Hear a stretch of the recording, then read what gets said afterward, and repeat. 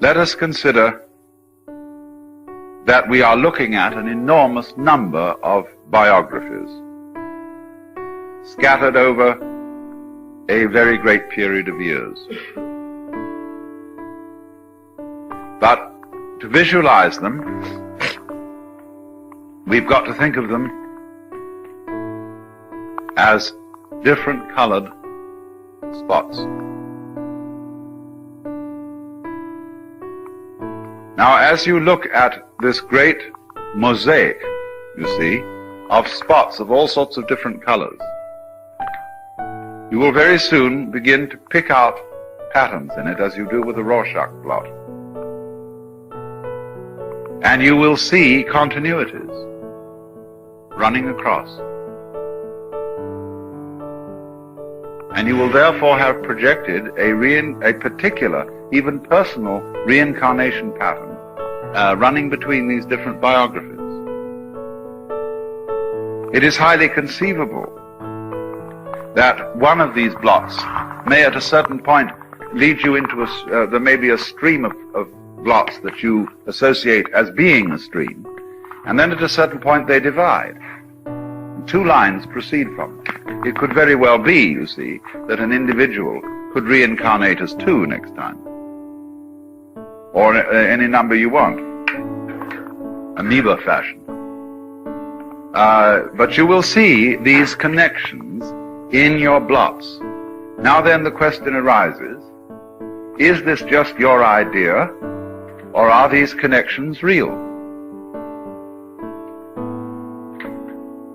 In order to answer that one, all we have to do is to look at some sort of pattern formation that we find not in the situation that we find a Rorschach blot, but say we are examining the structure of a muscle. We've sliced a muscle and are looking at it carefully with microscopes and things. What do we find? We find that muscle is an enormous conglomeration of cells, but that these cells have patterns in them. Or at any rate, we notice certain areas of their behavior where they seem to constitute tubes. But what is the difference between the tubes one sees in a cross-section of muscle and the pictures or forms one sees in a Rorschach blot? Just get down to it. What is the difference?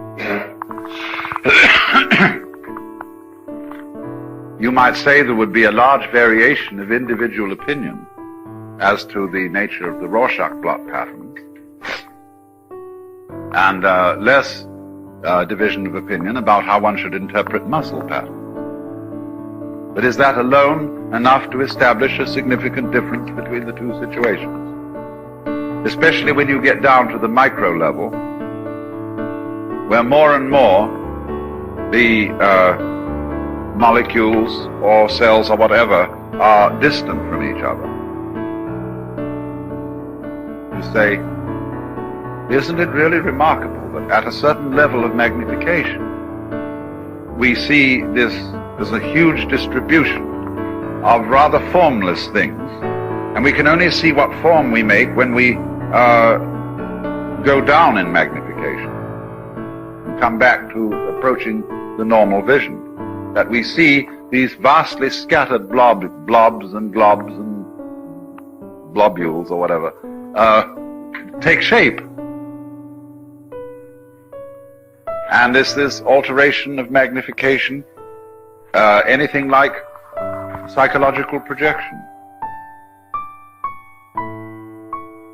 It's very difficult to draw a hard and fast line between making out sensible patterns in the physical world of everyday life on the one hand, and interpreting Rorschach blots on the other. Seeing faces in marble, seeing cities in the clouds, and so on.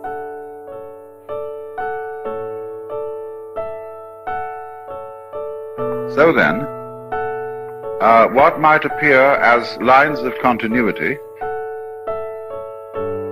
between various lives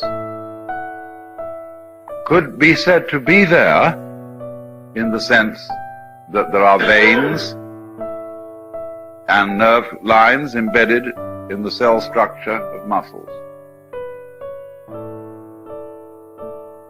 But there is always, it's quite clear to us, there is something about the projections we make of faces into marble that has a kind of illusion to it. Quite so. And what Buddhist philosophy wants to draw our attention to is that the same kind of illusion is existing in our attitude to the physical world. We are projecting. But of course, creatures of like structure will make the same projections. Just as we look around here and see that we are more or less all the same basic shape, and therefore probably have the same sort of brains inside our heads, we are projecting a more or less similar structure upon the external world. And our agreement about that is the same thing as saying, well, that's the way it is. But you see how relative that is. It is in relation to having a brain system of this particular kind.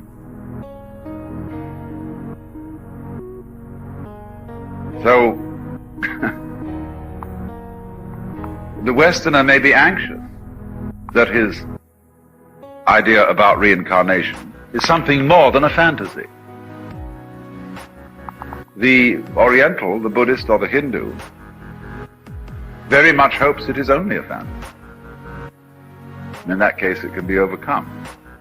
He can be delivered from a cycle of futility.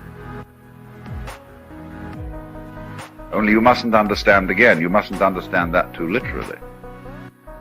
If you want to know what Buddhists really teach on this matter, put in a very simple way, you get a book by Alexandra David Nail called The Secret Oral Teachings.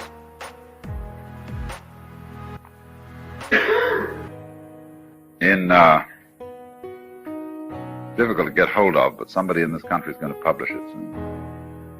It is published in India.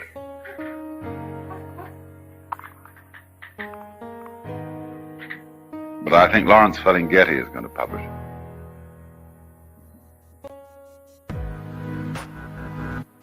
City Lights, San Francisco. That book really goes into this.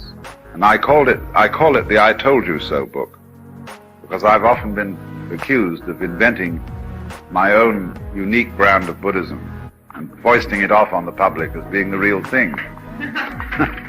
I just have to point them to this book so you see. Alexandra David Nail, that's French, D-A-V-I-D hyphen N-E-E-L. David Nail. Let's say David Neal.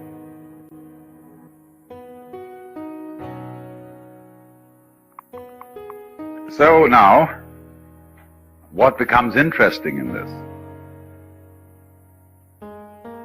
is that you will pick out the lines of continuity between lives.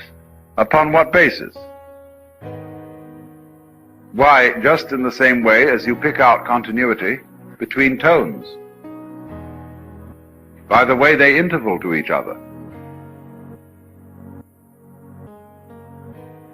In which case the death interval, the off interval, becomes the significant connecting factor between the on intervals.